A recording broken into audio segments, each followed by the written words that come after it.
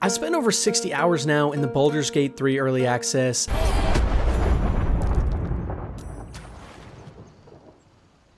And I think it has the potential to be one of the best RPGs I've ever played.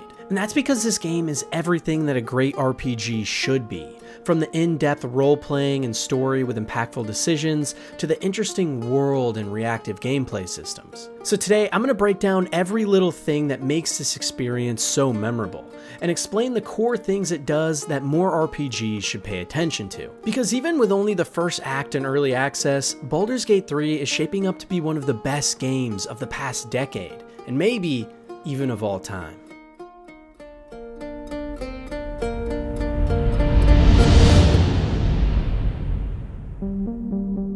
I want to start with something that I think is crucial to any good RPG, and that's the world, story, and characters. You see, I've always been the type of person who's okay with games that are boring and frustrating to play, as long as the narrative and the mystery surrounding it are awesome. Most people nowadays argue things like gameplay is always king, but as much as I wish I could agree, in truth, a lot of my favorite experiences of all time in games don't come from that department. And that's because a big part of what makes games, and especially RPGs, so great to me is the fantasy of getting truly lost in another world. Without a setting that can interest you, all the other stuff just becomes a waste of time in a world not worth any of yours. If all I wanted was good gameplay, there's already a lot of multiplayer and action games I could go check out instead. For me, RPGs are about something much more profound than that. For example, Mass Effect 1 isn't my favorite game in the series because of its deep and fun combat. If anything, it's just plain bad, even for the time it was originally released. But what that game had in spades was a world that you couldn't help but get lost in, and a narrative that begged to be explored. Future iterations in that series were more fun to play, but there's a reason the first one is the one I always talk about in videos like this, and it's because there was a universe in that game that was amazing, something Baldur's Gate 3 has too. For those of you who don't know, Baldur's Gate is actually set in the Dungeons & Dragons universe, in its most popular campaign setting, the Forgotten Realms. This specific setting has gone through decades of history, iteration, and imagination from some of the best writers in the business. And this means that everything in the world is so well thought out, provoking, and deep. There are entire systems of religion, cities with thousands of years of history spread across the world, a nature of alignment that alters the heavens and hells of the universe alike, and multiple dimensions with interesting creatures like the Mind Flayers and Githyanki. And speaking of Githyanki, it's in this fascinating setting that Baldur's Gate 3 has also excelled at creating characters that, at least in the first act, have a lot of promise. I think back to moments where I just wanted to throw Lae'zel off of a cliff for being stubborn, or slowly peeling back the layers to Shadowheart, as she went from a standoffish and angsty woman to someone who was sweet and caring beneath it all. Or what about the tragic story of Asterion, being held captive against his will by his master for years? The homie Gale, who seems to have your back at almost every turn with funny quips to boot, but also is someone who is hiding potentially a very sinister thing in his past. These characters all have deep and interesting backstories, all of which we only scratch the surface of in this first act, but you can tell there's going to be so many twists and turns for each of them, and that's a key aspect of what makes RPGs so special as a genre. For these types of games to truly be great, you need a world and people in it that give you a deeper meaning to dive into it. Things that make you want to go out and explore, to learn as much as you can about this new and strange place as possible. For example, if you go to the Druid's Grove in the first act, there are countless NPCs that you can just sit and talk to. And from each of them, you learn so much information about the world that the game takes place in. You learn about the Tiefling refugees and their struggle to escape a city that was quite literally sent to the depths of hell. You learn about a powerful mage in the city of Baldur's Gate studying something strange that we'll likely get to travel to and talk to later in the game. And you also become intimately aware of all of the lore and history in this truly grand setting. If you're that type of player, like me, you can spend literally hundreds of hours just talking to people and getting yourself immersed in a world worth getting dedicated to. And hell, like I've said, I've spent over 60 hours now in just this first act alone. Honestly, the only reason I stopped is so I didn't burn myself out on the full game. And each of these conversations is fully voice acted with their own cutscenes and cinematics, and it's the type of production we've only seen from AAA studios. And to see this amount of love and care coming from a studio like Larian, who are technically still independent, It's just so awesome to see. The writing here as well is also overall very good, and there's endless amounts of quests that take you down unexpected paths or interesting situations. Like one quest where you can unlock a monster trapped inside a box and get yourself killed, or instead unleash the beast on an entire goblin camp and watch it slaughter everything. Or, if you're on your evil playthrough, maybe even the children at the refugee camp. Yeah, it can get dark. On top of this too, Baldur's Gate 3, as implied by the name, is a game that has a rich set of previous titles to pull from, with potential stories and places to go drenched in rich nostalgia. But also, the game can easily be played as your first in the series as a jumping off point, and it makes complete sense even if you do choose to play this way. Baldur's Gate 1 and 2 are widely regarded by many as some of the greatest RPGs of all time, and it seems like Baldur's Gate 3 might just be able to live up to and even surpass their legacy. And a big part of that is the Forgotten Realms setting. I've mentioned how I do like sci-fi more than fantasy in general, but in terms of fantasy, the world that Baldur's Gate takes place in is very fascinating. There's so many stories and narratives from books on the Forgotten Realms, and so many interesting characters and places to go that the potential is just awesome to even think about. And I think settings like this are the best for RPGs, because it makes you feel like you're just one small part of a bigger world, which makes actually spending time to get involved in and reading more of the lore and stories that much more fun. But while an immaculate setting and world is a must for any great RPG in my opinion, we've had a lot of epic games with worlds that you can get lost in over the years. What truly takes Baldur's Gate 3 to the next level is how it handles everything else too. It feels like recently a lot of RPGs have almost forgotten the role-playing part of role-playing games. Even though Cyberpunk 2077 is my favorite game of all time, I definitely agree that some of its design in terms of role-playing specifically is sorely lacking. However, in Baldur's Gate 3, this is the complete opposite. At the start of the game, you get to choose between a big list of classes and races, all from Dungeons & Dragons 5th edition, and these choices are more than just set dressing. Throughout your entire playthrough, the decisions you make here in character creation drastically affect your experience for the hours to come. Each stat, every spell, and who you decide to make your character in terms of look and personality drastically affect every part of the game. I remember on one of my playthroughs as a gnome, I discovered that children had created a secret hideout underground, and one of the entrances was so small only my gnome could fit through, meaning that I had to go in alone without the rest of my party. I can't fit through here. Wonder if there's another way in. Still alive, so that's progress. Should mind my step. But it's moments like that that make Baldur's Gate so special. Most games don't put this amount of effort into making your playthrough feel unique because, well, it's hard. It's hard to make content that is this diverse and interesting, and even more so, it sucks working so hard on different things that most players won't ever even see. The majority of races you can play as in Baldur's Gate are much taller than my gnome was, meaning you wouldn't have been able to even do this on most playthroughs, and instead you would have had to have found another way in. But it's that extra effort that Larian Studios is putting in here that really separates Baldur's Gate 3 from a lot of other RPGs. It truly feels like it's one of those games where you have genuine freedom to create any type of character you want. Even choosing different subclasses within each class will open up tons of new dialogue options, and situations that otherwise would have never shown themselves in other playthroughs. After playing over 8 different characters now, experimenting and seeing how the game changes, it's almost unbelievable how different one playthrough can be from another based on the character you're playing and the decisions you make. In one playthrough, you might kill literally hundreds of goblins and rid the entire region of their presence, and in another, you might be found partying and drinking with those same goblins after helping them out. Whoever you want to be, whatever character you want to make, the game allows it to happen. Want to be a badass villain who screams and pisses everyone off?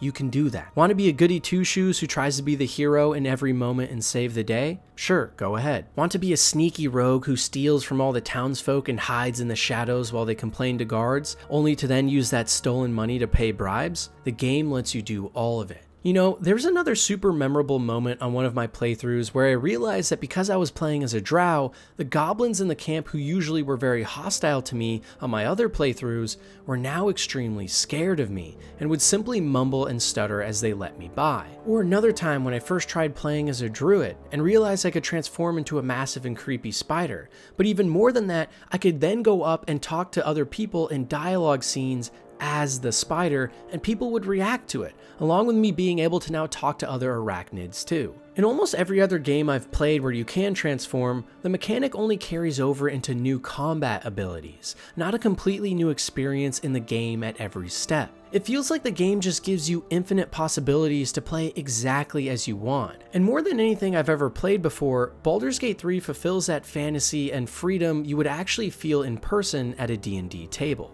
Story moments aren't simply just a choice between a couple of dialogue prompts that nudge the story one way or another. The combat sections are more than just endless corridors of action. Everything in this game is meticulously designed around the idea of giving players complete and total control over their own experience. You can do things like distract enemies as the Bard class by playing your instrument in another room, sneaking across the rooftops and avoiding confrontation altogether, or just talking your way through everything while making witty banter. Your character's class, background, and choices are reflected in such interesting ways in the game, and it truly does feel like no matter what you do, the game is going to have a believable reaction to it. And this has another benefit I didn't realize at first either. When a game is structured like this, in the sense that the more and more you give to it, the more it gives back to you, it convinces you so much more to get wrapped up in it all. Things that I usually skip in other RPGs, like filler dialogue with vendor characters, now became a joy in and of itself because I knew how high quality the rest of the game was too.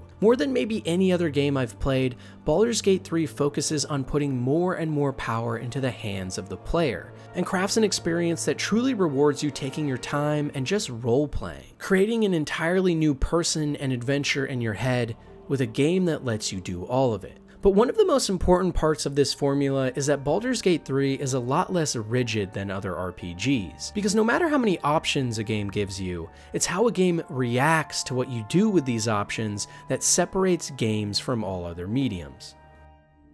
For those of you who have been watching my channel for a while now, you know that immersive sims are my favorite genre along with RPGs, and there's a specific reason for that. Games like Prey, Dishonored, and Deus Ex all revolve around that core idea that more freedom is more better. When a game can radically realize you, that is, react to anything and everything you can throw at it, it becomes infinitely more memorable. If you flirt with one character behind another character's back and they find out and confront you, that's an example of a game giving you consequences for your actions. And in both narrative and combat, this is so important, especially for RPGs, something immersive sims figured out a long time ago. And in Baldur's Gate 3's case, it nails both. In combat, it feels like you have almost limitless possibilities on how to tackle different situations, and because of how systems-driven each encounter is, you can wind up in very unforgettable moments. I distinctly remember at one point in the game, at a low level, I accidentally stumbled upon a hidden underground den that was home to a spider queen, and over I kept trying to figure out how to best her and her spider babies in battle, but each time I was slaughtered and had to reload a save. I wasn't nearly powerful enough to take on the challenge at the time, but on my last attempt I threw a fireball at the queen and accidentally missed, instead hitting a web beneath her feet, and when the fireball collided with this surface, it lit the entire thing on fire and caused it to disappear, sending the Spider Queen falling towards the ground, and just to my luck, right towards a massive hole in the cave, which she then disappeared into forever. It's moments like this that make Baldur's Gate 3 so special. This wasn't a planned bit. You aren't supposed to kill the Spider Queen this way, and in fact, if you do, you aren't even able to loot her body for some special surprises. But it's the fact that the game even allowed for this possibility on the off chance that the queen did stand over the hole that makes this game so exciting. And it's not even close to the only example of this. The entirety of Baldur's Gate's combat relies on instances like this, where you can pull off fantastic and impressive feats all by just using your own mind. And it's when an RPG gives you freedom like this that it makes all those intricate builds and decisions you make outside of the core experience that much more impactful. Picking the Firebolt spell for my build isn't just a mindless damage buff in case I'm out of spell slots. Fire can remove webs, ignite certain surfaces, or even be used to solve specific puzzles. Each and every spell in your arsenal is not good only for direct damage or support in combat, but also for just coming up with interesting ways to solve problems. For instance, Shadowheart as a cleric has a water spell when you first find her, and this can be used to extinguish fire or remove other things like grease on the floor, meaning you can often use this spell in ingenious ways to find new entrances or exits to places. Or maybe you could just cast water on the ground and then cast a lightning spell to obliterate enemy forces by electrocuting them. You could use the Featherfall spell to be able to jump from great heights and survive, or you could use it on an enemy that is trying to jump to their deaths when they're running from you and force them to survive so that you can then talk to them about your quest. And the most important part of it all is no matter what you do, the game reacts appropriately. When you play a game like Baldur's Gate 3, it almost retroactively makes you look back at other games and realize all of their limitations. Even in games where you can sneak, fight, or talk your way past every encounter, that's just the issue. It's all predetermined. Each path was constructed before you got there, and every way to solve issues is already laid out. The truly amazing part of an RPG like Baldur's Gate 3 is that it feels more like a theme park, where you simply walk into each encounter, realize your goals, and set out on a way to solve it literally any way you want. And no matter what you do, no matter how weird, outside the box, or unexpected, the game is expected to react in tow. To me, this is the true dream that we were originally promised by RPGs, a role player's paradise where you can be whoever you want and do whatever you feel like, just like the experience you would have at a dungeon master's table in the real world. Because even though writing, story, world, and characters are all massively important, as I touched on, these are all things we see great examples of in movies, books, and television. It's only in games like this where we can find something even more special, the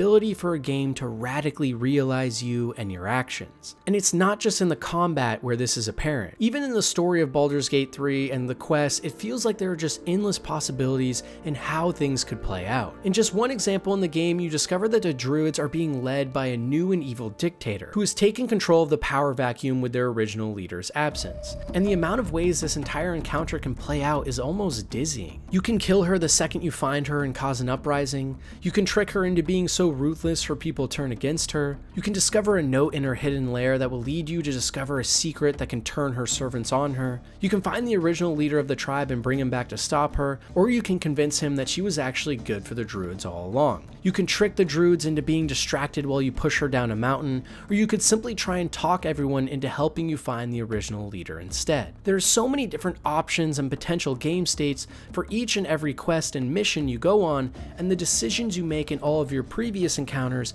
can drastically affect how everything plays out. Remember how earlier I mentioned I was able to break into the kids' hideout because I was a gnome? Well, when I got there, I was also able to convince the kids to trust me. And the reason I was able to do that was because I had previously saved a tiefling child who was being lured by a siren on the beach, and he vouched for me to the group, which gained me trust with him. And after they showed me the entrance to the lair where I could get the rest of my party members in. It's subtle changes to how the game plays out like this that make the world feel so much more immersive, so reactive.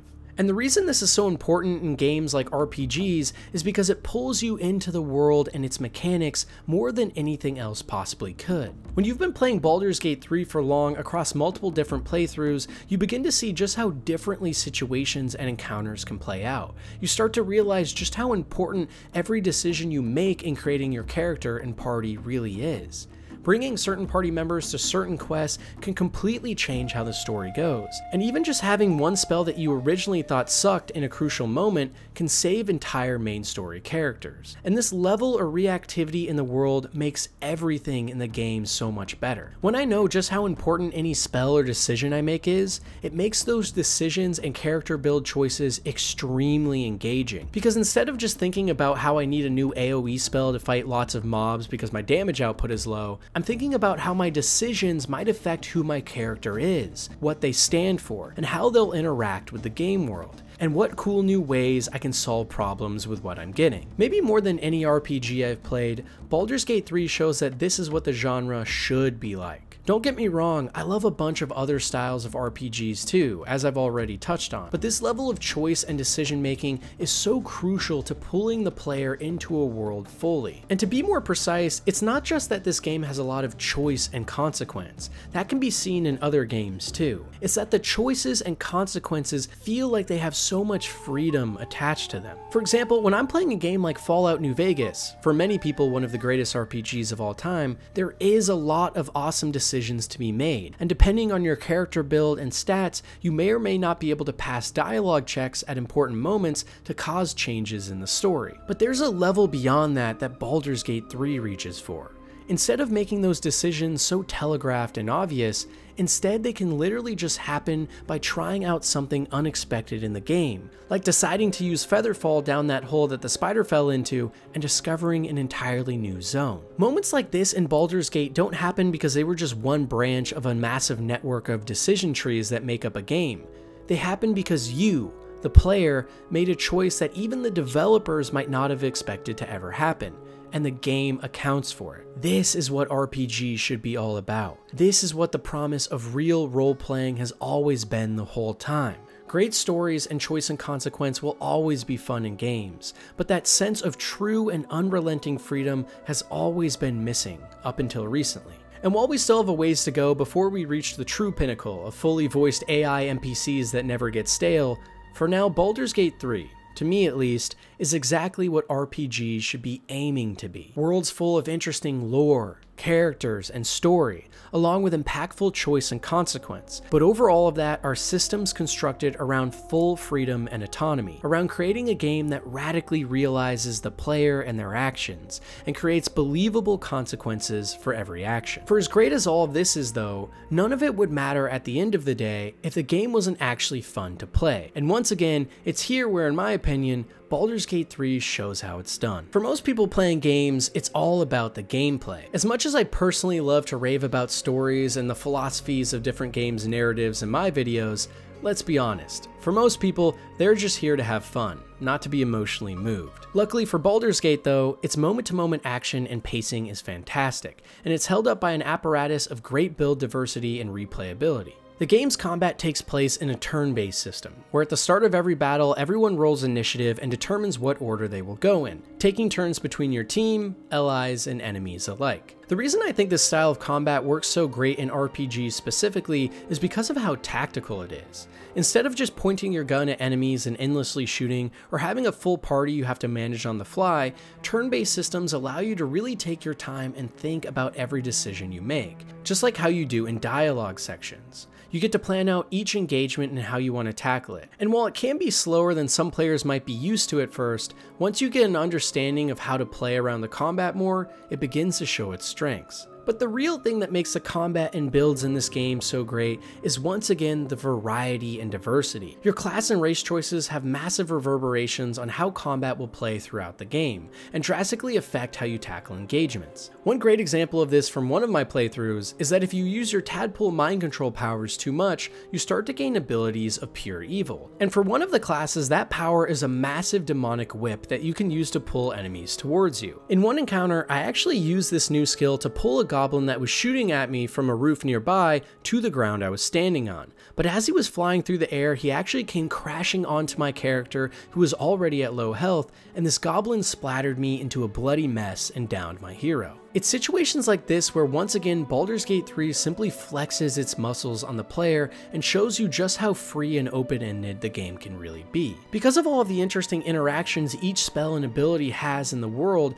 your builds and decisions you make with each character vastly differ, and this lends itself to a ton of replayability because every playthrough you have in the game changes a ton based not only on the decisions you make, but also on the builds you go for. Leveling up in this game isn't something that happens all the time, like we often see in other RPGs. Instead, every time you level up in the game is a huge moment. You get to pick entirely new spells, new class feats, maybe even a new subclass. And the sheer number and complexity of these options is a testament to how deep and interesting Baldur's Gate 3 really is. Even playing the same class over and over can be a completely new experience if you decide to go down different build paths. And having options like this to create the character you want in and outside of combat is such an important part of any RPG. Not only is the actual game and its interactions complex, but the actual stat sheets and hundreds hundreds of spells are too. I've spent probably countless hours now in Baldur's Gate 3 literally just looking at my stat and upgrade screens, not because I had to,